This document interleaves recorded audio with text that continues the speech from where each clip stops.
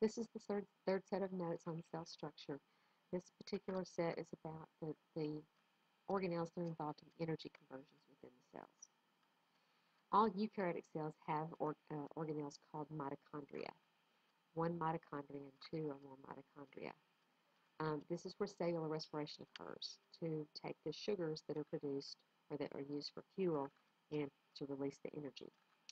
The mitochondria have a double membrane structure. In other words, they have two phospholipid bilayers that make the membranes. The membranes contain embedded proteins which function in the process of ATP synthesis. ATP, adenosine triphosphate, is the energy molecule that is used by cells.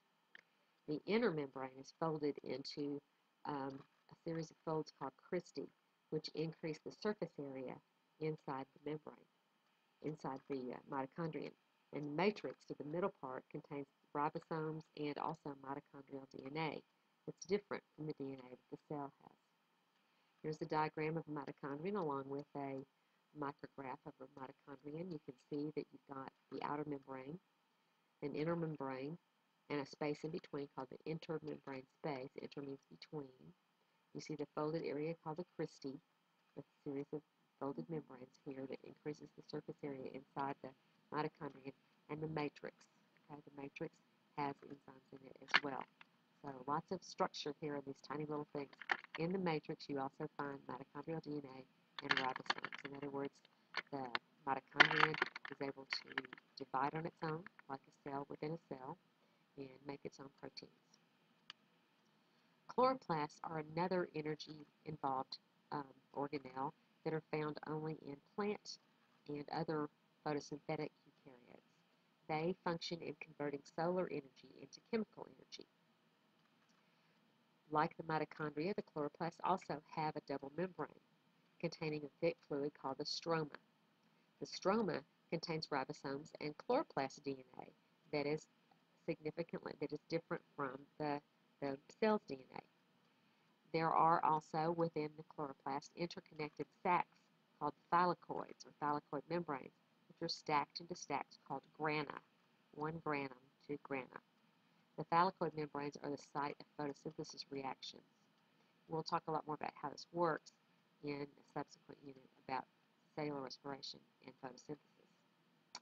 This is a diagram of the chloroplast along with a micrograph of the chloroplast. You have here the thylakoid membranes, the folded membranes that are stacked into a stack called a granum. The grana are interconnected with each other in various ways.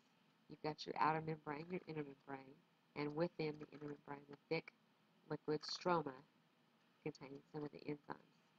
So the membranes here are where the light is captured and the beginning of the photosynthesis reaction starts. Both mitochondria and chloroplasts are different from other organelles because they have their own DNA and their own ribosomes that are separate from those of the cell. Now, the DNA and the ribosomes in mitochondria and chloroplasts are different than the DNA and the ribosomes in the rest of the cell. In fact, the DNA and the ribosomes are similar to those found in prokaryotes or bacteria. The reproduction of the organelles within these organelles, the chloroplast and mitochondria within the cell, is similar to the way bacteria reproduce by a process called binary fission, which means splitting into two. The prevailing understanding, the current understanding of where these came from, is that they were formerly small prokaryotes that began living within larger cells as symbionts in a symbiotic relationship. You can imagine if you were an early cell and you happened to ingest a bacterium that was really good at taking sugars and burning them by using cellular respiration to release lots of energy, a lot more than your cell could without them, then it might be to your advantage to keep that organelle within you.